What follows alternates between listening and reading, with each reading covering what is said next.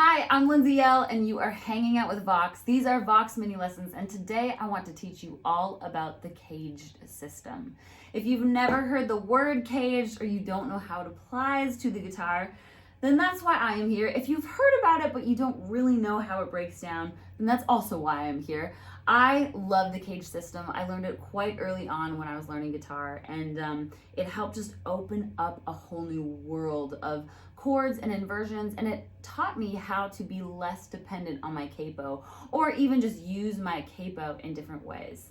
So we're going to stick with a C chord for the purpose of this lesson, and CAGED basically talks about the C shape, the A shape, the G shape, the E shape, and the D shape. And if you spell all of those things out, it spells the word caged. So it talks about if we were to take a C chord, and the C formation is the C in caged. And basically, if we were to go up the neck, we could spell the word caged using the shapes of the chords that we already know, and based on the same root note of whatever chord we're trying to play. So for the purpose of this lesson, we're going to stay in the key of C. So this is the key of C. This is the C chord using the C formation, which is the C in the word caged. Moving right along, the next letter is A. So we're going to find an A chord with a C root note that is right after this. So if we were to look at the C, we know that this, our third finger on the third fret on your A string, is your C note. And so if we were to play this formation, this is our A chord formation based on a C root note, this is also a C. Now moving right along, the word and the neck, our next letter is G. So if we take the G formation, find a C root note, and move next down the neck, we know our next C root note would be here on the 8th fret on our E string. And so if we were to make a G shape, this would also be another C.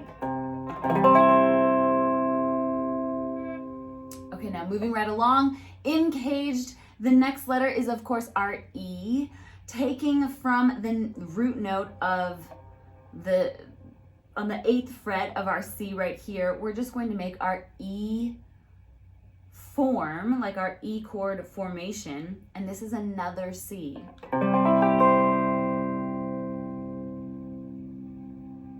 And then last but definitely not least, we're going to our next C root note, which is on our D string on the 10th fret.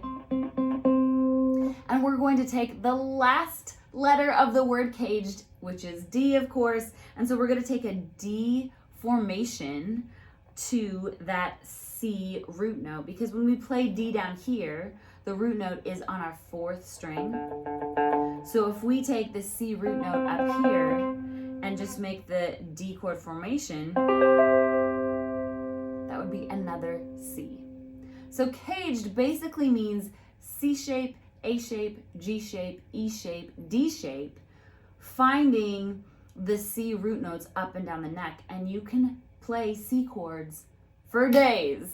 So we have this C, we have this C, we have this C, we have this C, and we have this C.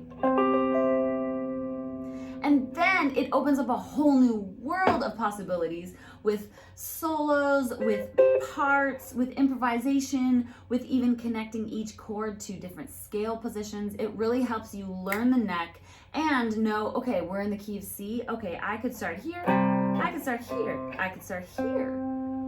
And so it helps connect a lot of different positions and also opens up so many more possibilities. If you want to learn more about caged, as well as different chord positions and for sure different voicings, you can check out my guitar course that I wrote. It is called Playing Well. The link is connected to this video, as well as check out the other guitar lessons that Vox has. You can learn so much from here, you guys.